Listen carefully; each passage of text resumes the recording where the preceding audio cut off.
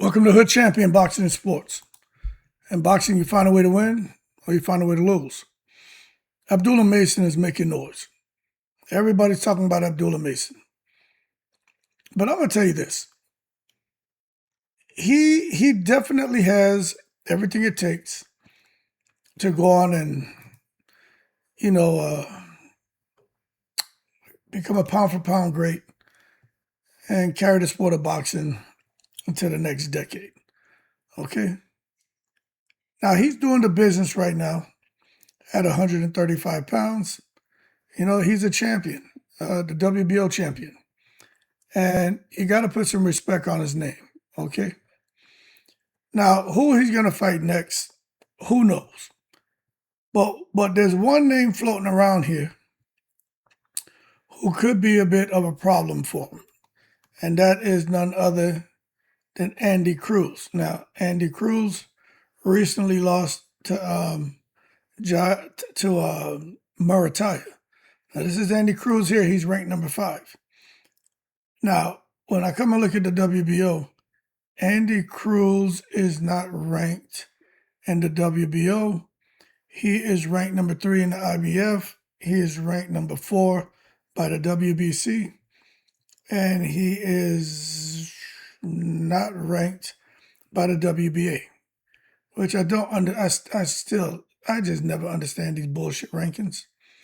But what I'm getting at here is I think if you were to bring Andy Cruz together with Abdullah Mason, two amazing fighters. But I think if you put these guys together, man, you could get something special. I really do feel that way. I just think it's a classic stylistic matchup where it could end up being like LARA against Paul Williams, where they had the Cuban, very flashy, very technical, very slick, just like Andy Cruz, against Paul Williams, who was tall, long arms, very lanky, very explosive, great boxing ability. He could do everything, like Mason. But when you brought that Cuban style in front of Paul Williams, although Paul Williams got the win, he really didn't win that fight. Everyone knows it. Even Paul Williams knew he lost. So it makes me wonder if Cruz and Mason were to come together and fight, because they're both at 135. I'm like, who would win? Because it's one of the most fascinating, I think, styles when it comes to boxing and these guys coming together and clashing. But I just think it's two different approaches to fighting. Andy Cruz, everyone knows about Andy Cruz, his amateur pedigree. He beat Keyshawn Davis. He has defensive awareness, timing, ability to control distance, just like a young LARA. Then Abdullah Mason, reputation as being exciting, young, speed, offensive instincts, power, willingness to exchange, just like Paul Williams. Just like Paul Williams. And that's why when you think about those contrasts, a lot of observers find the matchup intriguing.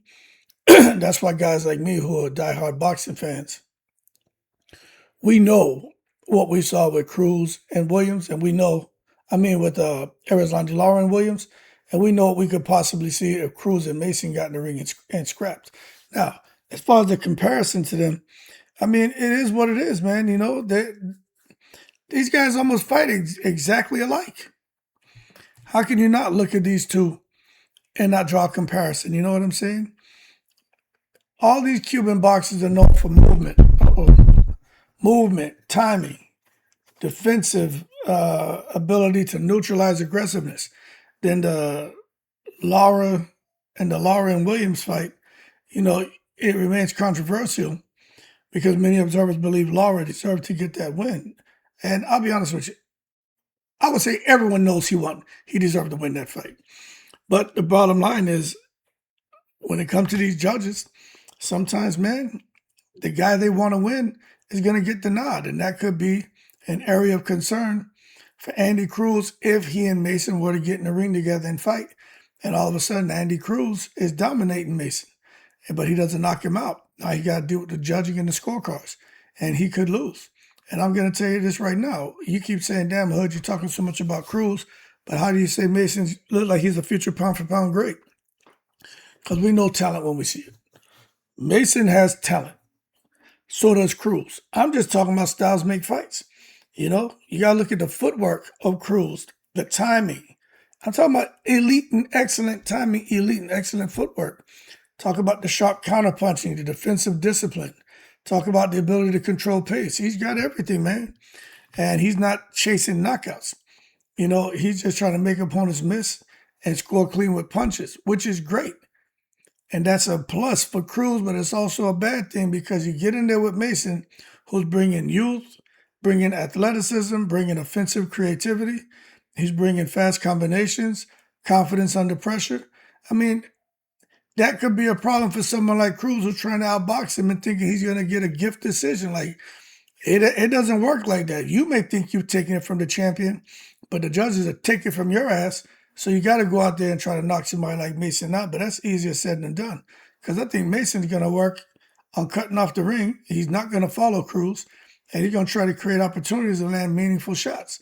Now, easier said than done. But I just think the keys to the fight, I just think the shit boils down to Cruz doing what boxers do, doing what LARA did, Stay in the center of the ring.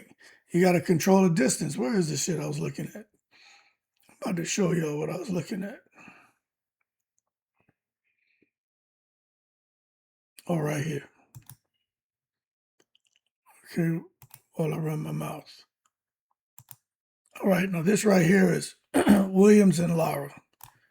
Okay, now let me go back to what I was saying. But as far as some of the keys to victory, hold on a second. I want to play this for you while this is jumping around here. Okay, I'll play it. I'll play it towards the end of the video because it's jumping around. So I'll play it towards the end of the video. But as far as the keys to victory, man, Andy Cruz got to stay in the center of the ring. Got to control the distance. He got to make Mason reset repeatedly. And he's just got to do like Erislandy Lara did. And he's just got to make him miss and make him pay. He got to initiate the action. And he just can't get into any prolonged exchanges. That's where I think he's going to run the risk of really getting himself hurt. Then you got Abdullah Mason. He just got to, be young. You know what I'm saying? Be young, be youthful, apply intelligent pressure, invest in the body, cut the ring off, try to force Cruz to exchange when he doesn't want to, and try to win the physical battle without being reckless. So if he can do that, if both of them do that, successfully, that means there's going to be a damn close fight. And it could both come down to the judges, and a lot of times the judges favor the champion. But I tell you what, when you talk about who has the edge, most analysts probably view Cruz as a more technically polished fighter because of his experience in that ring craft. But at the same time, when you come back to Abdullah Mason, he seems to have been in with more quality opposition as a professional fighter. And he has a willingness to press the action. And he's shown us that he can fight in different styles already. So Abdullah Mason has something special, and you can't overlook him. So whether Cruz would humiliate him the way LARA did, Paul Williams, I don't know. I just think that's a matter of opinion. But I'll tell you, boxing has a long history of stylistic surprises. And Abdullah Mason could come, cut the ring off, and be effective in his offense. And next thing you know, he drops Andy Cruz and possibly stops him. You just don't know what's going to happen. But the scorecards, that's where Cruz doesn't want it to go. And even Mason doesn't want it to go there. You got to get a knockout. And I think Mason will go for a knockout, not necessarily Cruz. So when you just look at technical ability and stuff like that, you probably want to get a slight edge. Just looking at the overall resume, amateur, professionally, you may want to side to Cruz because he did fight Murataya in a very tough fight. But then you look at Mason as an amateur, as a pro, what he's done, becoming a champion. You got to put some respect on Mason's name because Mason has proven that, he belongs up there with the elite, down there at 130, 35, 40 pounds. But I just think Mason, with that aggression, the athleticism, This makes him a live underdog. And he could change the fight, man, at any time, especially if he closes that distance and forces exchanges. So we'll have to see how it goes. Now that being said, I'm gonna let this play for y'all while I sit here and just breeze and talk to you. So as we watch this together, because you're gonna see some shit here. And this is what it could look like. So let me go my ass. Where is it? Okay, this one here. Let this play.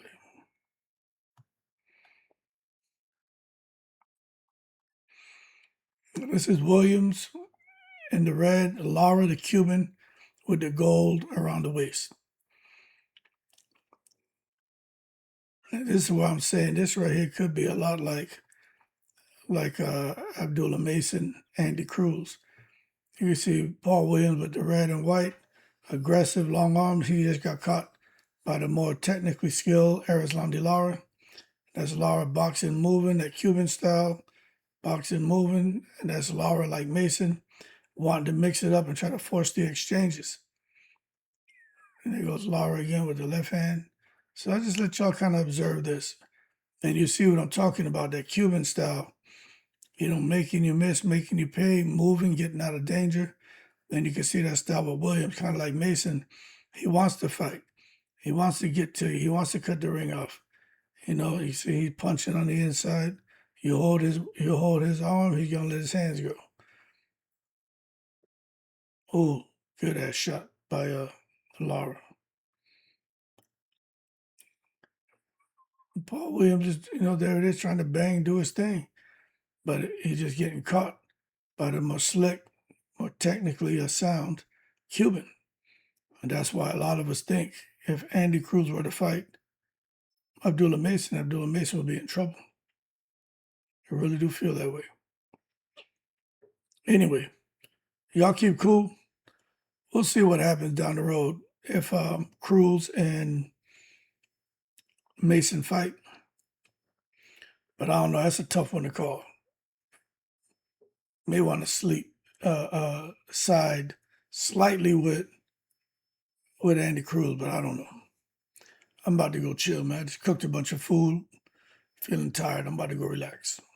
Y'all keep cool. I'm in the breeze.